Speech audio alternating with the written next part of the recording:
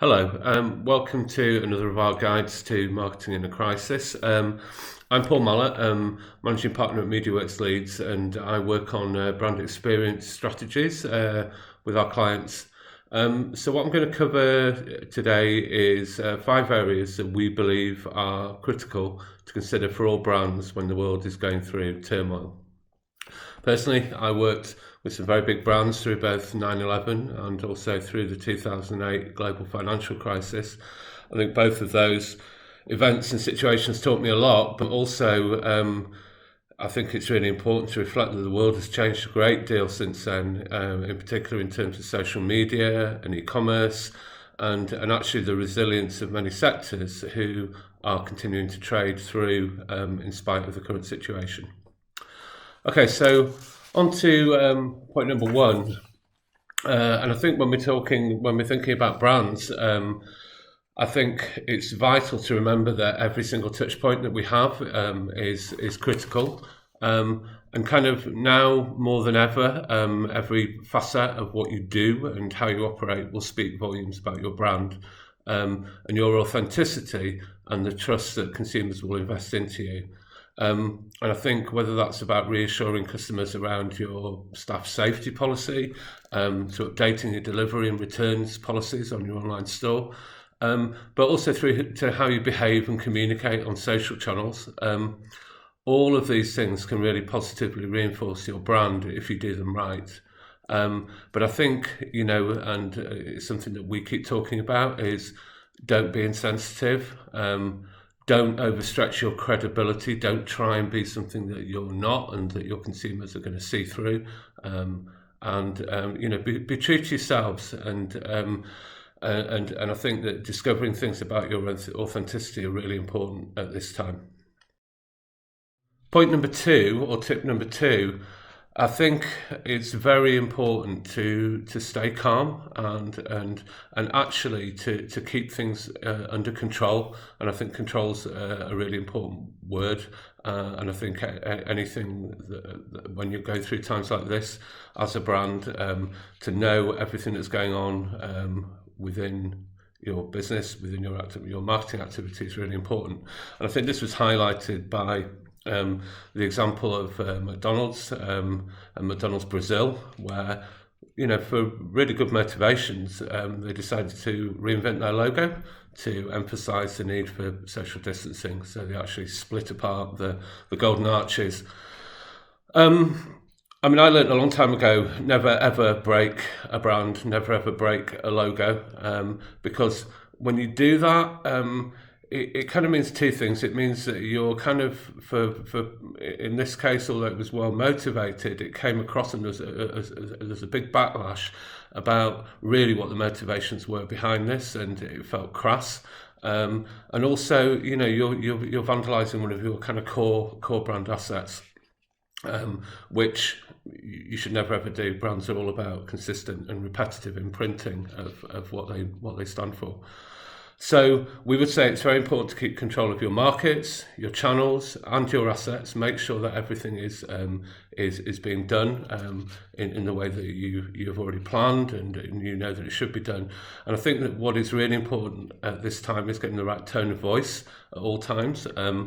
We often do work with clients where we're looking at tone of voice within social media, for example, and you might have a more light-hearted, kind of warm, friendly tone of voice, which you're using every day.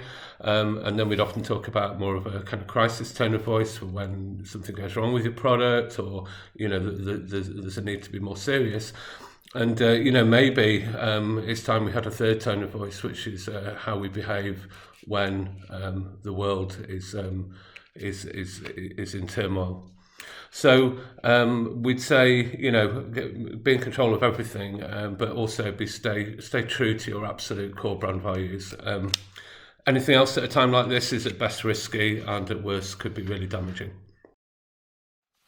Okay, on to point number 3. This is about really that what we can learn from the past is that brands shouldn't go dark in terms of crisis. And we'll talk about a couple of things here, but I think, just looking at what we can learn from the past, P&G very famously managed to show spectacular growth through the Great Depression at the end of the 1920s and 1930s, and where they actually increased their advertising spend at a time of huge global upheaval. And it's really interesting how they did this. And they started in the late 1920s, through the 1920s in New York, and actually put a lot of money into radio advertising. And actually, it kind of culminated in them launching the first ever radio soap opera in about 1933. And P&G basically single-handedly built the radio advertising model that we know by investing this budget into programming. And radio was a platform that was kind of reaching out to everybody at a difficult time. And the products were, classic P&G products of detergents and washing powders and soap. And by 1939, P&G were actually sponsoring 21 radio programs, and actually they grew and boomed as a business, but actually they also drove a thriving and blossoming radio industry in the United States. Okay, now on to point number 4, at the risk of repeating myself. No, really don't go dark. And if we look back to 2008 and immediately after the financial crash, there were a number of different sectors that actually boomed. So we know that DIY boomed. We know, and the reason for that is people thought they could save money by doing their own interiors and houses and gardens.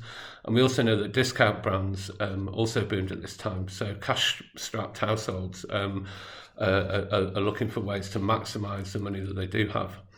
But also we know that after 2008, actually two of the brands that had some of the biggest growth, not only in their revenue but in their share prices, were Hasbro and Lego, and they really tapped into a desire for families to stay at home and to be more self-contained, but also that kind of, I think, a slight feeling of coziness and wanting to be together, and the actual kind of real life playing board games and creative play with Lego really resonated with people at that time. And I think that when we look across those brands that did do well after the financial crisis, we know that the things that they've got in common are their ability to make life easier and better for consumers. And I think that all brands at a time like this should really be trying to find out what your helpful is, and try and communicate this strongly through your brand and your advertising. Okay, and the last one, be prepared. I don't think anybody's in any doubt that COVID-19 is going to generate a pretty significant recession. That recession is going to hit globally. We don't know how long for, and there will be winners and losers as a result of this. But I think that it's a kind of knee-jerk that you kind of want to turn off your advertising spend and you want to save money. However, we'd say that actually that's a very short-term solution to what is a longer-term problem. And actually, by advertising and brand building and, be sensitive right at this moment, but maybe over the coming weeks, to start building brand again is really important. And that brand building will actually see many businesses through a recession. And, at worst, it will kind of, make your existing business more solid, and at best it could actually show revenue increases as all brands and consumers adapt to the kind of new world. So we'd say carry on investing at the moment, and because the impact that you'll have after and beyond when things are getting back to normal will really put your business in better shape for the future. So those were our 5 thoughts around the importance of brand and advertising. Thanks very much for watching, and stay safe.